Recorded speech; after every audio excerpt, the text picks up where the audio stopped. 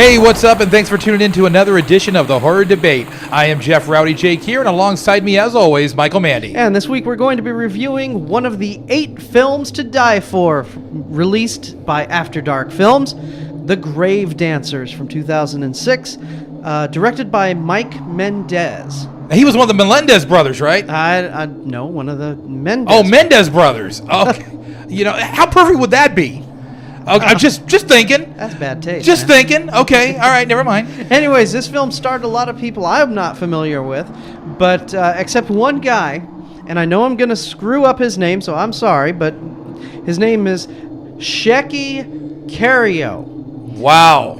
And now this is the guy that played in Bad Boys. Yeah, we both were looking at each other going, I know this guy. What film was he in? With Martin Lawrence and Will Smith, right? He was the drug lord. He was the main villain. And I remember him from an Angelina Jolie film. Taking Lives. Taking Lives. I remembered him, but too. I forgot the films. Hey, man, you know, neither one was spectacular, but I enjoyed Bad Boys. I had a good time with that movie, man. Anyway, we're on to the 8 films to die for. Now, let me tell you what this is about, okay? These are supposed to be the nastiest, the grittiest, too intense, the ugliest, the most intense, the goriest, the most over the top. You can't watch these in standard theaters. These are unrated. If your children see them, they will turn to ash. And or at least need some serious therapy. This is the way they're billing them as. This is the way these movies were built, right? And advertised. After Dark did a good job at making these seem like an event film. What it was in select theaters across the country for one weekend, they would show 4 films on the Friday night and 4 films on the Saturday,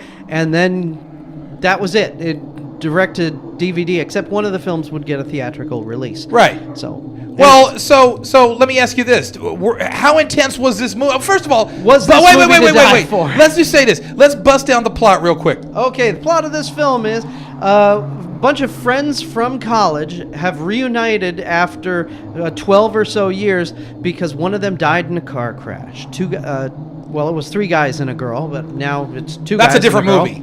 Yeah, 2 guys and a girl. Right. And so they meet at the funeral. No, wait, they meet at the reception. Correct. Afterwards, because one of the guys didn't want to go to the funeral. One of the guys did not want to attend the funeral, so he shows up after the fact, right. and they drink a little bit, right? They're at the restaurant drinking, and they go, let's give him a proper farewell. Why didn't you come to the funeral? Well, I didn't. He said he was busy at work, right? So they ended up going back to the graveyard at midnight to say their goodbyes in the rain with booze, right? And he brings a little boombox with him, and they play music, and they drink a lot, and they start dancing. And what? That sounds like last Saturday night, dude. What are you talking about? Yeah. No. Okay, I got you. And it wasn't raining last Saturday. And night. What they found like a greeting card, was it? Yeah, there was a greeting card on one of the on the grave, and the guy read it out loud, and they started drinking more and dancing, and then when they get home, strange things start happening. Oh yeah, well, and they read the card, they danced while reading the card. Or they sang and danced and read the card, or something like that. Anyway, hence the title, The Gravedancers. And it kind of created this curse, right? Where the individuals that they danced on, it became a curse, and as it was like a month curse. One of the guys even said he wanted to dance on Mother Teresa's grave. That was funny. Well, wait a minute now. It was like a month curse, and it went from full moon to full moon. And so, and as the time went on throughout that month, spirits get stronger. The spirits get stronger. Now I'm saying, and they had to wait for the next full moon in order for the curse to be over. They had to survive until the next full moon. So I'm thinking, if somebody would have just pulled their pants down and given a full moon, that this could have been all solved. We would have never had an end to the movie, right? Yeah. And of course, no, they didn't dance on, some old guys who died in a rest home. No, they had to go to the psycho section. This is the psycho section of the grave. Okay. But, whatever. The story itself was all right. Okay. So I'm looking at the movie within the first 10 minutes, and I'm already laughing at the bad acting. Yes. Okay. Now, the guy who played Sid, okay, this guy couldn't act his way out of a paper sack. Marcus Thomas. Oh, well, Marcus Thomas. Let me tell you, he could not act his way out of a paper sack. His lines were so ridiculously bad. And it wasn't, let me rephrase that. The delivery of his lines were so ridiculously bad that I was hurting. It was painful. Okay, my side started hurting, dude. It wasn't from laughter either. Well, like we were saying, a lot of the acting was kind of wooden. The only person who actually showed any range or anything, I thought, was Claire Kramer as Harris's wife. I felt you didn't see range in her. You saw cute blonde chick in her. That's all you saw. She kind of looked a lot like Ashley Judd, kind of. A little bit. So, anyways, she was the wife, and is like, gee, I kind of felt bad for her because all these nasty things were happening. The wife to her. of who? The wife of Harris, the guy who did the dancing. Well, we got to break down the characters, right? I mean, Harris was like the main dude. Harris was he played in Blade Trinity. Right. Okay, he was like the Satan guy or the devil guy or whatever he was, the main bad guy in Blade Trinity, which I loved because Ryan Reynolds made that movie funny. Anyway, but he did a good job in that. I thought he was very believable in Blade. Okay, somehow in this movie he annoyed me a little bit. I think it was his haircut. It might have been the haircut. It could have also been the dry lines, the dry acting, not really getting emotional over anything. Oh, my God. Oh, dear. Oh, that kind of acting. It just seemed a little bit too, like, I don't know, like I said, dry. Not a lot of emotion put behind it, I thought the females in the movie did pretty good. Okay, they actually were able to act, show emotion. You believed them most of the time. The males were just, not happening. They seemed like they were bored. Yeah. Well, so was I. Here a little I bit. am, stuck in South Carolina, filming a film for, something that probably is going to go direct to video. Well, yeah. That's probably what they were thinking. But somebody got the great idea, hey, let's turn these movies into the 8 films to die for, and made a great marketing campaign, man. I mean, it was hot. I know we wanted to go to the actual festival because of the marketing, and it was like we couldn't make it because we had other commitments going on. But now that the DVD box set has been released, we were just itching for this. Remember, like months before the DVDs were ever released, we were like, "Oh, when are they we coming? have when to see these, yeah, because these are going to be over the top." And not so much. We were talking about the intensity level and what we were expecting coming in. And sometimes I think maybe that we get our hopes up too high. And I think we did. And maybe we wanted to. Maybe no movie could live up to what we wanted, I mean, I don't think we ever expected any of these movies to really be 5-star movies, but we expected the intensity level to be jacked, and it wasn't. This film really, it's funny. There was no gore in this film at None. all, except for a throat being cut, which could easily have been, one of the knives. No, that wasn't with the gore. little pipe. That wasn't gore. You push a button and it releases the line on your throat. No, there was no gore. The spurt was kind of cool when she got her throat cut. The spurt was coming toward the camera, and I'm like, now if she just bleeds on the lens a little bit, I'll mark out for it, okay? Because it looked like it was spurting kind of towards you. The one ghost sitting on the bed. That was kind of creepy. Okay, let me explain something about these ghosts to all the listeners, okay? These ghosts are the happiest ghosts I've ever freaking seen, okay? Well, because when they died, their lips moved back, and they all look like they're advertising a denture commercial. Well, yeah, they got the oversized teeth going on. The oversized They look like the Joker. Yeah, they look like the Joker from Batman, And I got to admit that in certain lighting, they look pretty freaky, I mean... Well, I don't know. The little kid, who the pyro kid, he kind of looked like Chucky. I thought of Chucky immediately when I saw that. But the thing is, I think as a kid, I remember being scared of things that were more eerie and more cerebral than just flat out, physically scary. But I also remember being really scared of, evil grins and evil looks. This is the Evil Grin Paradise movie. And I thought I could see where they were going with it, and I kind of dug that, I have to admit.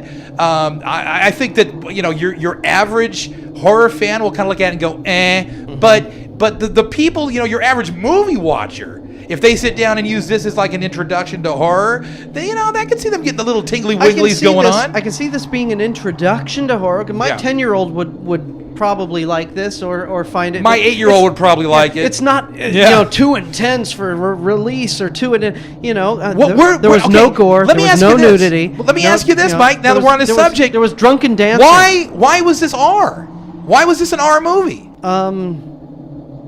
Maybe because of the red blood in the hospital on the white sheet. I've seen PG-13 movies that were kind of like that. This could have.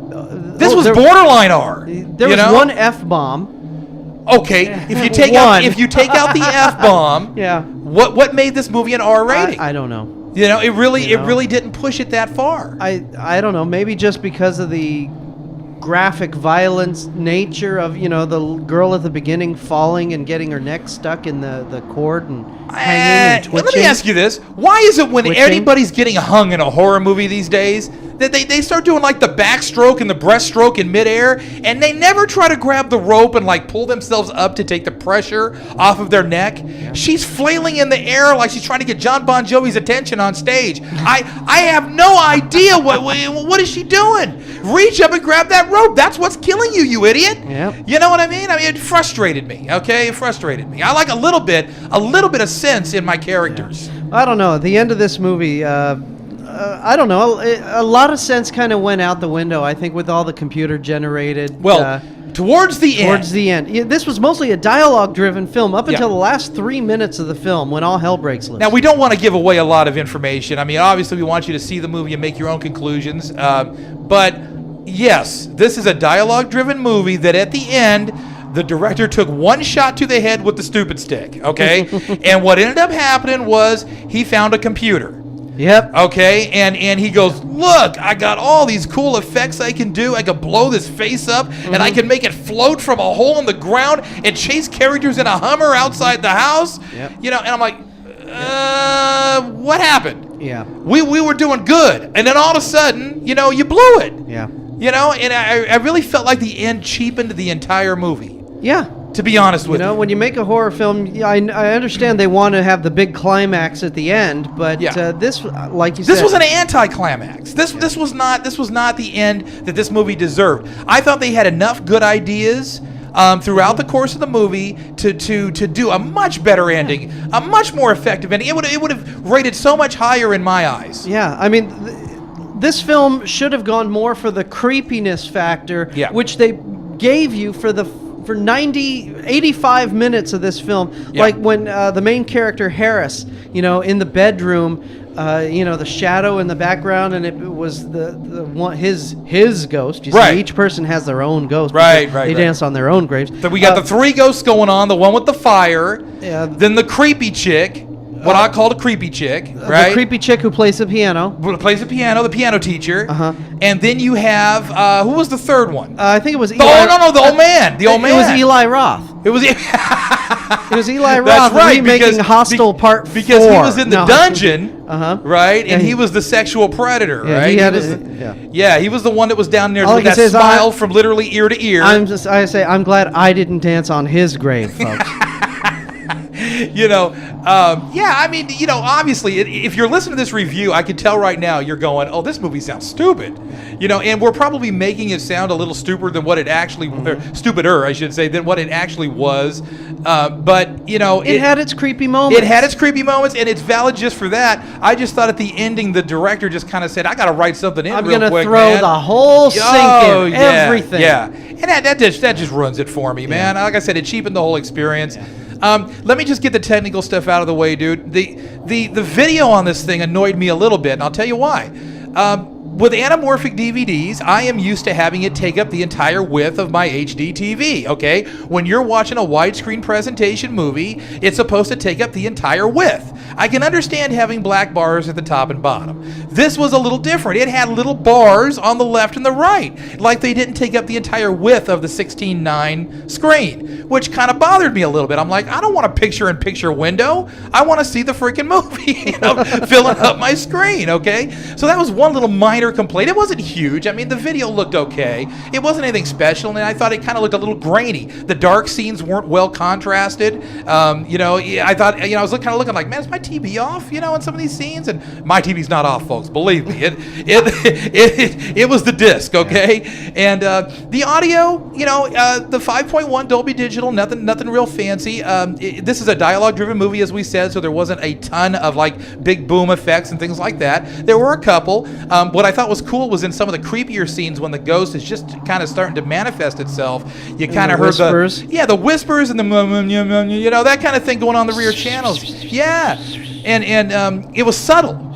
What I liked about it is that it didn't come out and blast you like a horn. You know, it was like subtle and kind of floating behind you, which I dig that stuff, man. I live for good surround sound, so it adds so much to the experience for me anyway. It just takes the drab out of it. I dug it. All right. So, okay, so to wrap this thing up, this is a tough one. Yeah, it's a tough one. Well, because this film was marketed as too intense for theaters, the be-all and end-all, overboard with everything, overboard with the gore, overboard with the scare. This is a film to die for. Yeah. Is this a film to die for? No, it's certainly not a film to die for. I don't even know if it's a film to get real sick over. I think that maybe this one, I'm hoping the rest are better. The film to stub your toe to. I'm hoping the rest are better.